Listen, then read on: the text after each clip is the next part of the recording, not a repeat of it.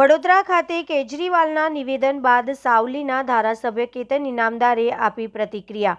વડોદરા શહેરમાં આમ આદમી પાર્ટીના સર્વેસર્વા અને દિલ્હીના મુખ્યમંત્રી અરવિંદ કેજરીવાલે તાજેતરમાં યોજાયેલા જાહેર કાર્યક્રમ દરમિયાન ગુજરાત સરકાર અને ખાસ કરીને 5 ધારાસભ્યો દ્વારા આપવામાં આવેલા પત્રનો ઉલ્લેખ કર્યો હતો। આ પત્રમાં રાજ્યના મુખ્યમંત્રીને સરકારી અધિકારીઓ તરફથી પૂરતો સહકાર મળતો નથી તેવી ફરિયાદ કરવામાં આવી હોવાનું કેજરીવાલે જણાવ્યું હતું।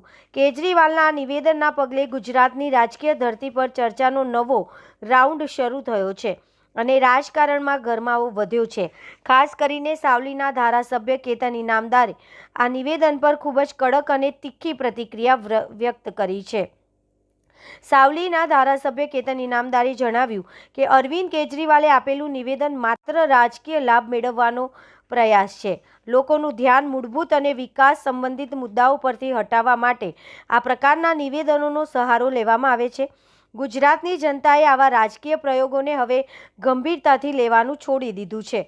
તેમણે વધુમાં કહ્યું કે રાજ્યના લોકો વિકાસ આધારિત રાજકારણને પ્રાધાન્ય આપે છે અને સતત પ્રગતિશીલ અભિગમ ધરાવતા નેતાઓ પર વિશ્વાસ કરે છે।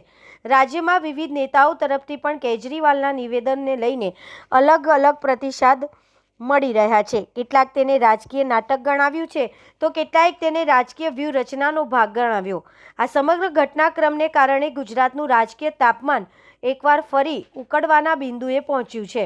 રાજકારણના નિષ્ણાતોના મત મુજબ ગુજરાતમાં આવનારા સમયમાં રાજકીય ચર્ચાઓ વધુ તેજ બનવાની શક્યતા છે કારણ કે બંને પક્ષો જાહેર મંચ ઉપર પરસ્પર આરોપ પ્રત્યારોપોમાં વ્યસ્ત થાય તેવું લાગી રહ્યું છે।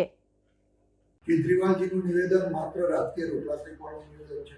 આ માત્ર ને માત્ર મને એવું લાગે છે કે કોઈ પણ વસ્તુને લઈ કઈ રીતે રાજકીય લાભ મળે અને કઈ રીતે રાજકીય લાભ લેવાય એ હેતુસરના નિવેદનોને હું વખોડું છું અને એટલું કહું છું કે 5 ધારાસભ્ય ભેગા થઈ અને જ્યારે પોતાની પ્રશ્ન હોય, પોતાની રજૂઆત હોય અને જ્યારે અધિકારીવાળી વાત છે કે અધિકારી પોતાની મનમાની કરે છે, પોતાની રીતે કામ કરે છે, એમની માનસિકતાવાળી વાત હોય ત્યારે અને રાજકીય રૂપ આપીને પોતે રાજકીય રોટલા શેકવાની વાત કરે એનો લાભ લેવા માંગતા હોય તેનું એટલું કહ્યું કે એ જે કહે છે કે ભાઈ ધારાસભ્ય સુધી કોઈ જાય ના, એમના સુધી કોઈ કામ લઈને ના આવે એવી વાત નથી। 30 વર્ષથી ગુજરાતની અંદર ભારતીય જનતા પાર્ટીની સરકાર છે।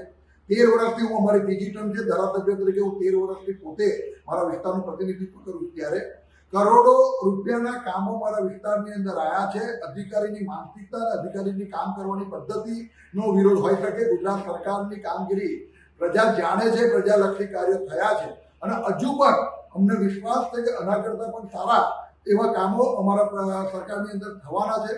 પ્રજાને ખૂબ અટૂટ વિશ્વાસ છે ભારતીય જનતા પાર્ટી, પ્રજાને વિશ્વાસ છે નરેન્દ્ર મોદી પર, પ્રજાને વિશ્વાસ છે ભૂપેન્દ્રભાઈ પટેલની સરકાર પર, પણ અમારી વાતને માત્ર ને માત્ર રાજકીય રોટલા શેકવાની વાત ના કરે।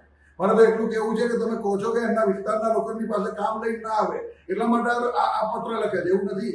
કેજરીવાલજીને મારું જાહેર આમંત્રણ છે, મારી સાવલી વિધાનસભાની અંદર આવો, તમે પણ એક સભા કરો ને અમારા પ્રજાને અમારા પ્રત્યેનો જે સમર્પિતતા છે, પ્રજાની અમારી પ્રજા પ્રત્યે જે સમર્પિતતા છે એને પણ એક વાત જુઓ, તમને પણ ખબર પડે કે ભારતીય જનતા પાર્ટીના ધારાસભ્ય તરીકે મારા વિસ્તારના લોકોનો મેં કેટલો પ્રેમ જીત્યો છે અને આ પ્રેમ માત્ર ને માત્ર મેં વ્યક્તિગત નથી જીત્યો, મારી સરકારમાંથી મારા વિસ્તારના લોકોમાં કામો કર્યા છે અને એ કામો વડે લોકોનો પ્રેમ સંપાદન કર્યું છે। ત્યારે આવી ખોટી વાતો ના કરશો, કોઈ રાજકીય લાભ નથી મળવાનો। ચૂંટણી આવ્યા પછી તમે પાછા ઈવીએમની જ વાતો કરવાના અને ઈવીએમ આમ છે, ચૂંટણીઓ લોકશાહી પદ્ધતિથી થતી નથી એમ કરીને તમે માત્ર ને માત્ર પ્રજા પર જ દોષનો ટોપલો અને સરકારને ગમે તે રીતે કઈ રીતે બાનમાં લેવી। પણ આ વસ્તુ એવી છે કે તમારી વાત માત્ર તમારા પૂરતી છે, તમારી વાત સ્થાનિક સ્વરાજ્યની ચૂંટણીને લઈને છે, પણ પ્રજાના કામ માટેની જ્યારે વાત હોય અમારી સરકાર ખૂબ પોઝિટિવ લે છે। આવનારા દિવસોની અંદર એના પરિણામો પણ મળતા રહેશે અને સ્થાનિક સ્વરાજ્યની ચૂંટણીની અંદર ભારતીય જનતા પાર્ટીનો જવલંત વિજય થશે અને ફરી પાછા આપ દિલ્હી જતા રહેશો એવું મને ચોક્કસ ખાતરી છે। આ મારું આપનું જે નિવેદન છે અને મીડિયાના મિત્રો જે મને પૂછી રહ્યા છે આ મારો જવાબ છે।